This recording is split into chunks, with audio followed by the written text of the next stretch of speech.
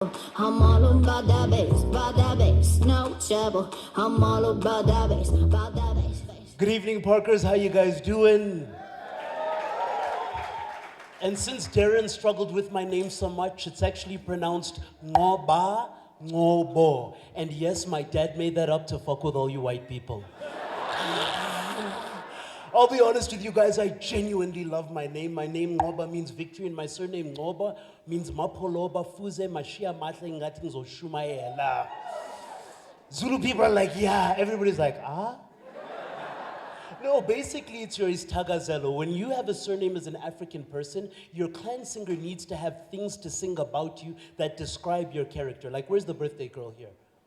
Is that her? What's your surname, ma'am? Hepburn. Like Audrey Hepburn. See, you need something like that. You need in your own stagazelo. You're in South Africa. What's your first name? Tiffany Hepburn. So your praise singer would be like, there is Tiffany Hepburn. The woman, so beautiful, you don't know if it's peroxide or natural.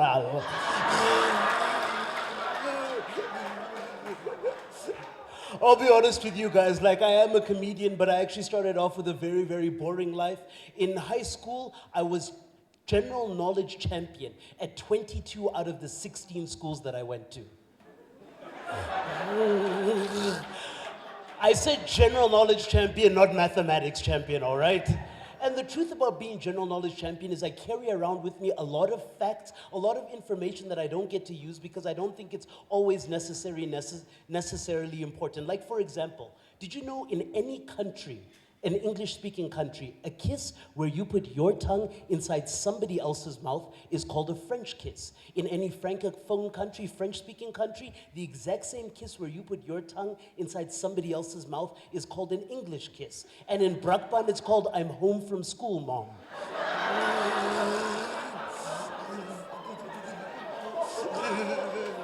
Sorry, did that leave a bad taste in your mouth?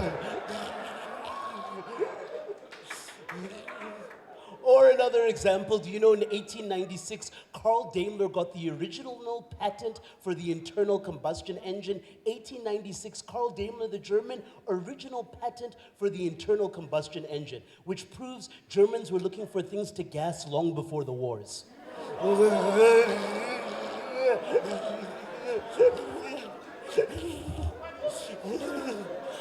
I know, it's a burning hot joke.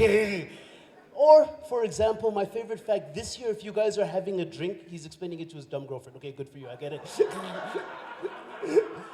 If you guys are having a drink tonight, please drink up, enjoy it. Like, sir, you're sipping your wine, have as much wine as you want, because this year, 2014, is the very first year in the entire history of the planet Earth where more people will die from using their cell phones and texting while driving than from drinking while driving. So cheers to all of you guys, drink up and enjoy. The fact is important, it's so serious, they've got to change around SMS slang completely. Next time you're SMSing a buddy of yours, it's gonna be WUD, not what you doing, why you dying. Out of nowhere, the reply comes, LOL, I'm lying on the lanes. Then out of nowhere, you're like, dude, are you still there? And the reply comes up, GTFO, and they, GTFO, get the F out, no, I'm going to find out. Worst part is conversation dead. It's all over, everything stops. Not a word, and you're like, guy, are you still there? And then the reply will come back, TTFN. TTFN, Tata for now, no. Truck tire totally effed my Nokia. It's so serious, I was in KZN 2 weeks ago, side of the N2 highway, rural KZN next to Hluthui. I saw a sign that proves the government is up to date and they know what's going on. Billboard that reads, do not SMS while driving, it kills. I'm like, yeah, go government. For more information, SMS.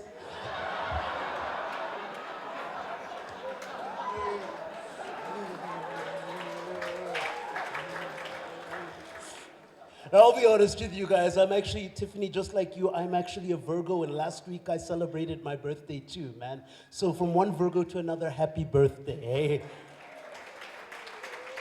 Can I ask, did you get any nice presents for your birthday, Tiffany? It's only actually on Monday, so you're like, it's not even your birthday yet. Technically, you're 21 and you're just taking your friend's money for no reason.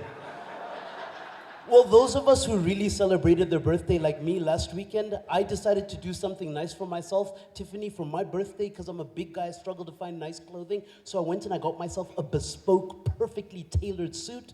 So just out of curiosity, would you like to see me in my birthday suit? No, but honestly, like I genuinely did. It was a wonderful birthday. And I had something else to celebrate because on a truthful tip, 4 days ago, for the first time in my life, Ngcobo, became a father. To a 10-year-old girl, I don't know how the fuck they found me. Damn that kumbule kaya.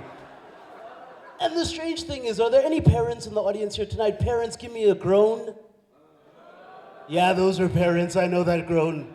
Because like, I struggle with it. If you have a child, especially small children between the ages of 3 till 10, all they ever do is they are little snitches. Whatever is going on inside your household, children will speak about in public like it should be information everybody has.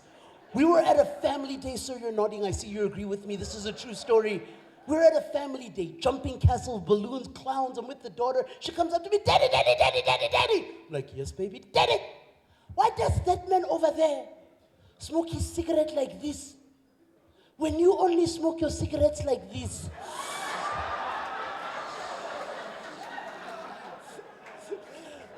But I love my daughter. Like, I genuinely want my daughter to be happy. I want her to enjoy life. And I try to do little things for her so she can enjoy and get the most out of her experiences. Like, this past Easter, we brought Somizi Nqoba to our house, the gayest of gay in New South Africa. I had him inside my garden as my daughter's Easter surprise with bunny ears jumping around the whole 9 yards. She comes up to me and says, Daddy, you don't listen. I'm like, what's wrong, baby? She says, Daddy, I wanted an Easter bunny, not Easter bunny. Tell a black friend, they'll love you for that gag. But like genuinely, we went out and we went to celebrate our birthday at Sun City. Have you been to Sun City, Tiff?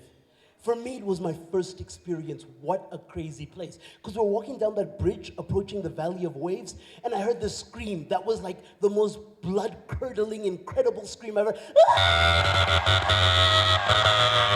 I thought, wow, the rides are gonna be amazing. Turns out it was coming from the counter where you have to pay for entrance. I'm not saying Sun City is expensive, but I'm being honest with you, it was a little bit pricey. At one point, I went to go buy a Coke because I was feeling thirsty, and I paid 19 Rand for 1 can of Coke. 19 Rand. And I thought to myself, there's probably somebody in South Africa paying the exact same money for real Coke right now. And the worst part about it is I actually got a surprising experience. I went into the Valley of Waves. Like, I'm a big swimmer. I was shoulder high in the water with my woman. And then those lions started spitting out the water.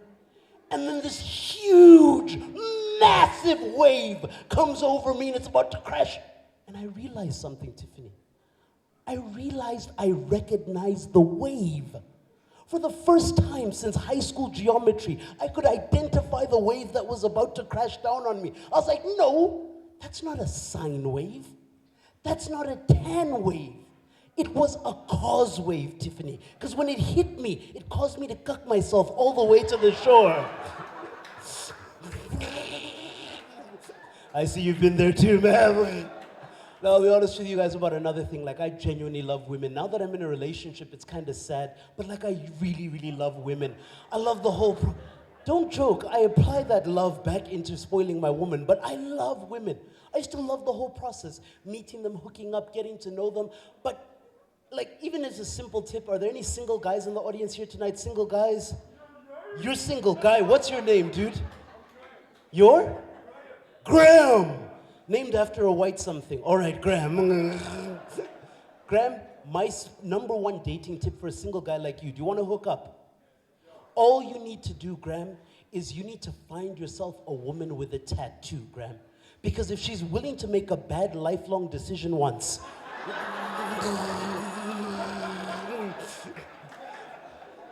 but like, I would, honestly, my biggest regret, and I'm gonna say this honestly, is that I never got to live out one of my personal dreams, which was to go on a night of picking up women, Graham, with my personal hero, Tata Nelson Mandela. It would have been epic. Who could have had a better wingman than Nelson Mandela? He'd walk up to a hot chick like Tiffany with no kham, with a nice Madiba jive. Look her dead in the eye and be like,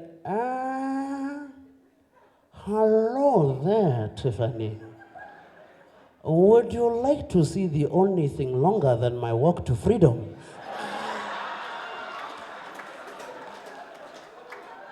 Oh, come on, let's be honest. Tata Madiba, what an incredible soul, what a special person, what a touched individual. Who else do you know could spend 27 years inside jail fighting oppression and degradation, come out from jail, find his wife has got 3 kids, and not ask any questions whatsoever? And imagine that first night, after a long imprisonment, he finally gets Winnie behind closed doors. She puts on a sexy one-piece Lacenza negligee, lies on the bed like a Nando's full chicken ready to be eaten. Nelson, it's been 27 years, Nelson. Set my love free. Winnie, my darling. I have been to jail, sweetie. Turn around, baby. Turn around.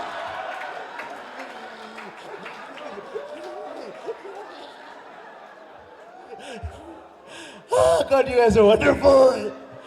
I'll be honest with you guys about another thing. How am I still doing? How much I got? I just have to double check. Okay, cool. I'll be honest with you guys about another thing. I had a life-changing experience last year, and it's happening again this year, and I want you guys to go if you haven't been. But if you have been, please give me a scream. 26th, 27th, and the 24th, it's Sexpo. I love that. There's people, yes, Sexpo. Because for me, last year, it was a shocking experience. I'd never seen anything like it in my entire life. I went there and I didn't realize the depth of depravity of pornography on the planet. I was so amazed, I went home and I started to research it on my computer. Purely for punchlines in this joke, I promise you good people. Like, do we have anybody who works in IT tonight? Any IT professionals? Not a single IT professional here. Are you kidding me? There's always got to be an IT wanker. Where? There we go. Is it that lady at the back? Hi, ma'am. How you doing? On a scale of 1 to 10, I'd give you 1 10 times. It's all right, guy. I know. I'm Zulu. I can have as many as I want. Can I ask you, ma'am, what's your name? Michelle. You're an IT professional. Pardon? Correct. See, very IT. Straight to the point. Michelle, you're going to verify this to be true for everybody else in the audience. Basically, whenever you go onto the internet and you use your browser and you go www dot and a letter, the internet will try to guess which website you want to go to by all the websites you've been to before. Is this correct, Michelle? She's saying correct, it's true. And I did not realize how much research on pornography I had done. Research. Till my mother came to me and asked to use my PC to go to our church's website, Glorious God Ministries in Pretoria. And I didn't realize no matter what letter she put after the dot, she would have found a pornographic website. You don't believe me? Anybody in Parker's tonight, give me a letter and I'll give you a website. Anybody. zccchicks.co.za. It's a 1-star website, my man. Filled with shaved doves, my man. Anybody else a letter? X. Xenophobic love, baby. Come on, you gotta cross the border to cross the line, right? Anybody else? All right, let's leave it, it's fine. So she typed in the letter G, and do you know what popped up? Worse, Graham. Do you know what popped up, Graham? gloryholegrannies.co.za. I know, right? I know. Because she called me, she's like, Nqoba, come here. Sit down and tell me why you have naked pictures of Sister Bettina from the congregation on your PC right now. Now, I gotta get out of here. I gotta get out of here, but I gotta tell you, my absolute favorite is cricket. I'm a big cricket supporter. I love cricket. Any game that lets you sit in the grass for a whole day and drink beer is the best game on the planet, all right? And I actually got one of my greatest life goals fulfilled when I got to meet my favorite cricket player during the 2010 Cricket World Cup here in South Africa. I got to meet Dwayne Bravo, who's so brilliant he named his daughter Dwaynina. And Graham, I'll tell you, it was an incredible experience meeting that guy. Because out of nowhere, we're chatting and goes, yeah, man, Nqoba. You know, the other day after the 2020, we decided to go out drinking, find ourselves some gorgeous South African maidens, and bowl them over with our charms, man. So I got myself a South African maiden, took her to the hotel room with me. Inside the hotel, took out my 3-spring gun and more butt, brother. Took my butt and I pushed it into the crease, man. And what I thought would be a nice tight crease, my man, turned out to be a wide. But I didn't give up. First I gave this girl my medium pace swing ball.